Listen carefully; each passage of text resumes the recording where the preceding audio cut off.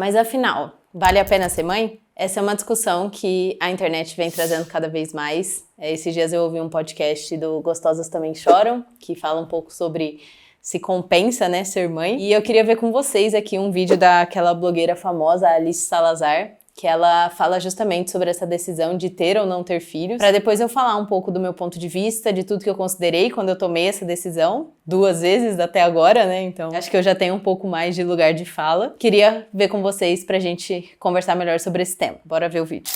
Ter ou não ter filhos? Eis a questão. Enquanto eu vou preparar minha pele pra maquiagem, a gente vai conversando. Ela é blogueira de make. Vou começar com esse tônico aqui, que é um tônico coreano. Tá acabando o meu prazo. Pra quem não sabe, quando eu tinha 33 anos, eu guardei meus óvulos pra poder escolher ter filhos quando eu quisesse. Agora eu tô com 42, tô muito em dúvida se coloco ou não. Agora eu vou colocar bruma.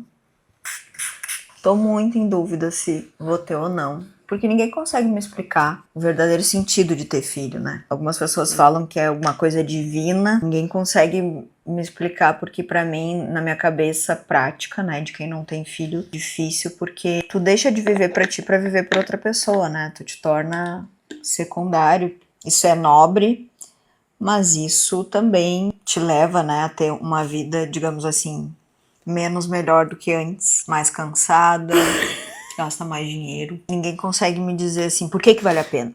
Essa é a questão.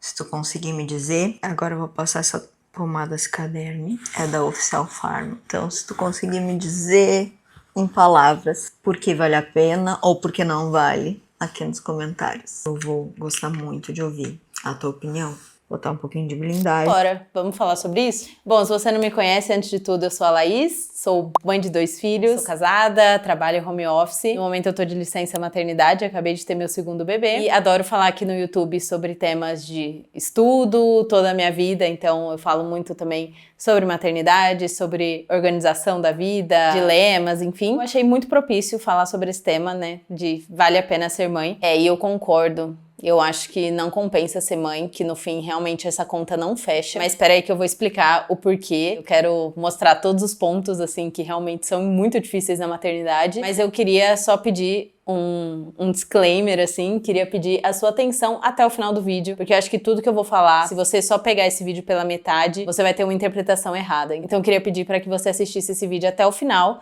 e entender todo esse raciocínio. Beleza? Então, alguns pontos que são realmente muito difíceis na maternidade. Eu acho que o primeiro ponto é o mais óbvio, que é essa privação de sono crônica, né? Não só essa questão de os primeiros anos do bebê são mais difíceis, principalmente o primeiro ano. Você sabe que você vai ter que acordar durante a madrugada, amamentar, né? Enfim, o bebê, ele perde o sono, ele não sabe voltar a dormir sozinho, infinitas coisas acontecem, mas também tem o ponto de que você nunca mais vai dormir da mesma forma. Então hoje a minha filha de 2 anos, ela dorme a noite inteira, são poucas as noites que ela acorda, assim, no meio da noite. Eu e meu marido, a gente não consegue, assim, dormir um sono muito tranquilo, porque já teve vezes dela ir dormir muito bem, tava ótima, e ela acordou no meio da madrugada com 40 graus de febre. Então é aquela sensação assim que você não sabe exatamente o que te espera naquela noite. Então não é só sobre dormir pouco, que é o que acontece assim nos primeiros anos do bebê, mas também essa questão de dormir meio em vigília, assim, você não consegue desligar e relaxar 100%. E isso é treta, né? Porque afeta seu humor, sua paciência, o ganho de peso. No outro dia você tem que trabalhar como se estivesse tudo bem. Então, realmente, essa questão da privação de sono é um ponto que pega bastante. Se você tá gostando desse vídeo, pode pedir um favor? Dá um like e se inscreve no canal, isso me ajuda muito. Obrigada.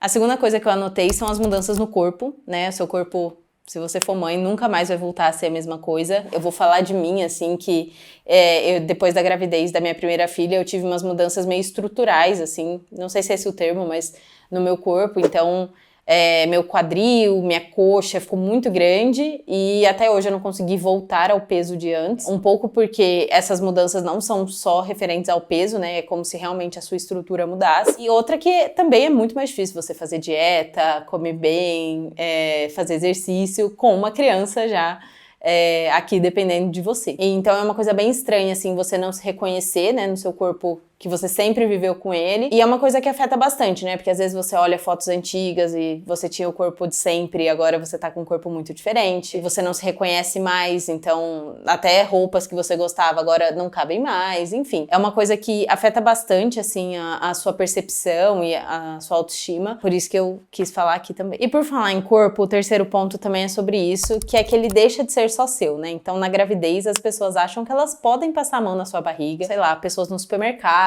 homens, muito nada a ver, assim, acham que podem pôr a mão na sua barriga e fazer comentários, sua barriga tá grande, sua barriga tá pequena, isso é muito chato. E depois, quando o bebê nasce, se você for amamentar, né, no peito, você também, uma coisa que era uma parte muito privada sua, agora vira quase um domínio público, porque se o bebê tiver com fome no meio da rua, você vai dar mamar pra ele, né? Então, o seu peito, ele deixa de ser íntimo, né? Ele muda de função, agora ele tem a função de amamentar uma criança. E isso também é uma coisa que, pra mim, pelo menos, pega bastante. Acho que, principalmente essa questão de amamentar em público. E que o corpo não é mais só seu. E aí vem até coisas de pitaco, que me irrita muito, tipo... Leite tá fraco, leite tá bom. O ponto 4 é a perda de autonomia em coisas muito básicas. Então, quando você vira mãe, tarefas muito fáceis, assim, antigamente, elas passam a ser um pouco mais difíceis. Então, tomar banho, comer uma comida quente, ou quando você tá com fome, que às vezes não é a hora que você vai conseguir comer. Sair de casa pra resolver alguma coisa é muito mais difícil, ir ao banheiro sozinha. Então eu lembro de uma vez que eu tava sozinha em casa, a Aurora, minha primeira filha, ela era bem bebê, que ela não parava de chorar, eu precisava ir no banheiro, eu fui no banheiro com ela no colo, porque eu também não queria ouvir ela chorando, ela só se acalmava no colo, né? Primeira filha, né, a gente também não tem muito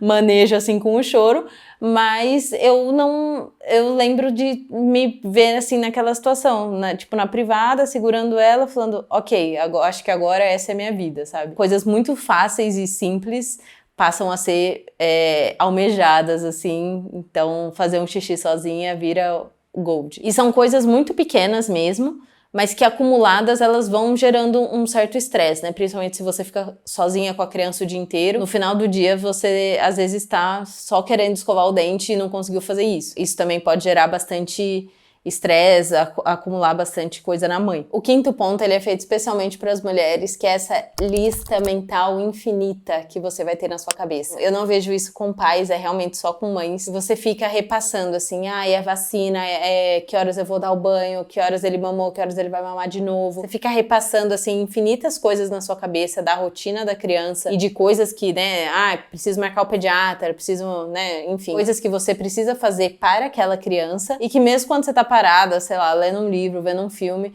do nada vem precisa marcar a vacina. Esse, tá bom. Então, é um checklist infinito que você sempre tá precisando fazer alguma coisa pelas crianças ou comprar alguma coisa, etc. E que isso fica sempre pipocando na sua cabeça, assim, que gera uma carga mental muito forte. O sexto ponto é referente àquela famosa frase, né?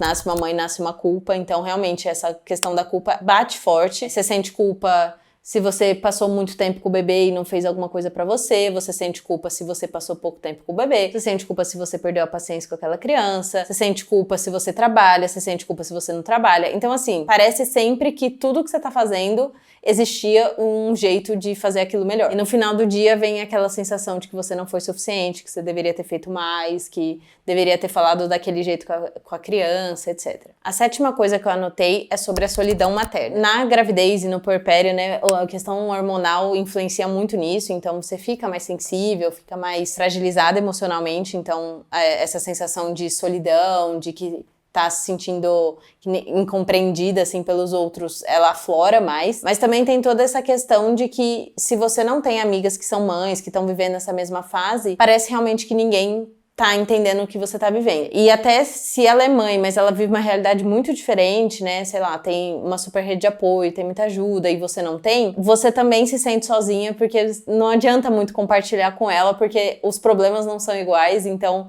é difícil ter um pouco dessa sintonia, assim. E além disso, eu acho que tem também essa questão de, por uma fase, assim, parece que você só sabe falar de sono, rotina do bebê, fralda, sabe, vacina, coisas assim relacionadas ao universo da criança. E parece que não existe mais aquela pessoa, né? A Laís, por exemplo, antes de ser mãe.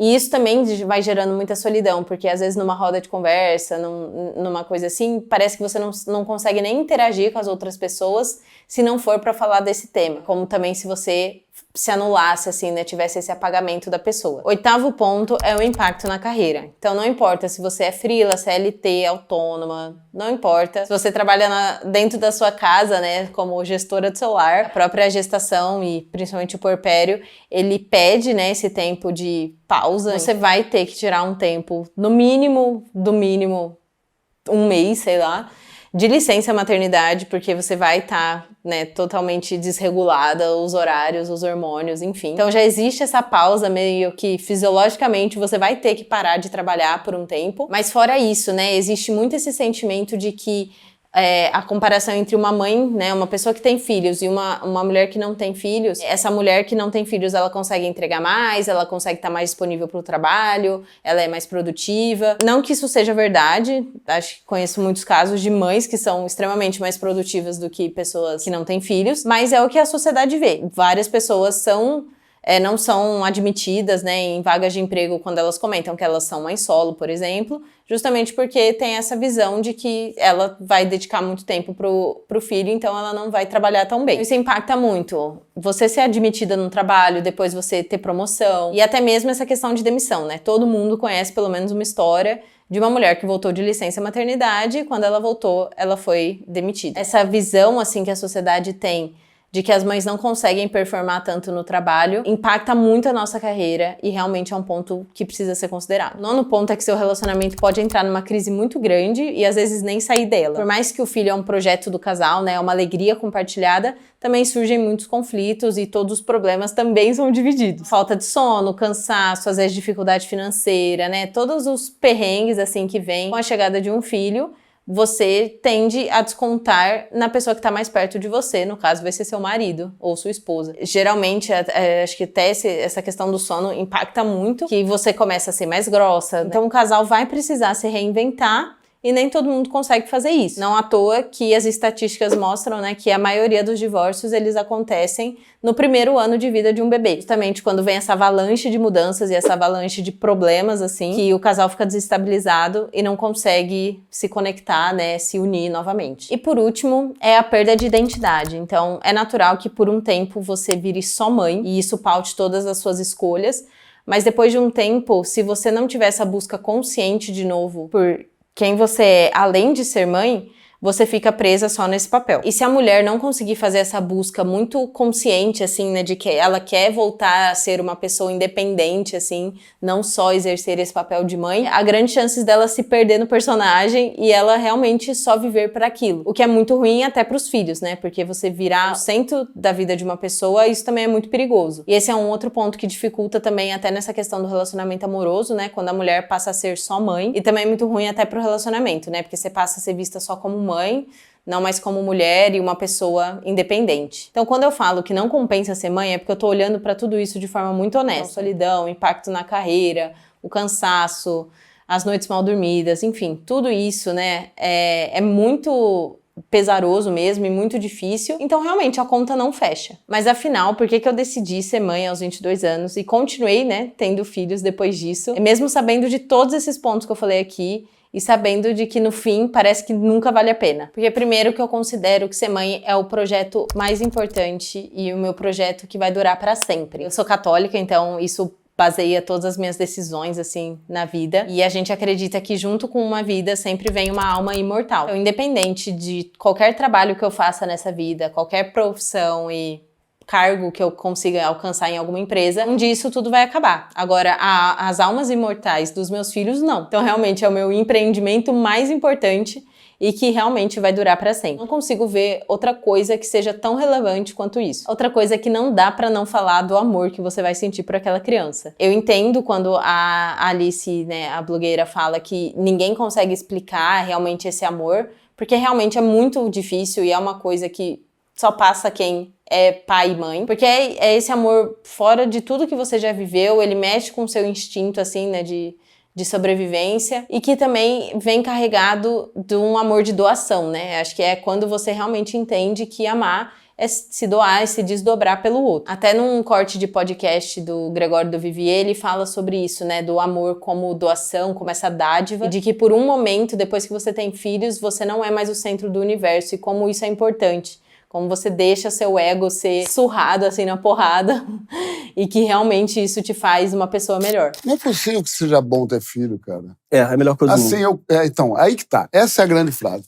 Eu ouço isso de pessoas com olheira, se separando, falando é a melhor coisa ter filho, tomando um tapa na cara da criança. Aí a pessoa sem dormir, é a melhor coisa ter filho. E a minha filha chorou porque não podia ir embora. Gastei um dinheiro que eu não tava querendo. Onde é que tá a parte boa? Eu digo que talvez não tenha graça, porque quero falar sobre Jesus, sobre Cristo. Sabe que o grande advento do cristianismo para a humanidade foi uma metáfora do filho pródigo, já vou falar nela?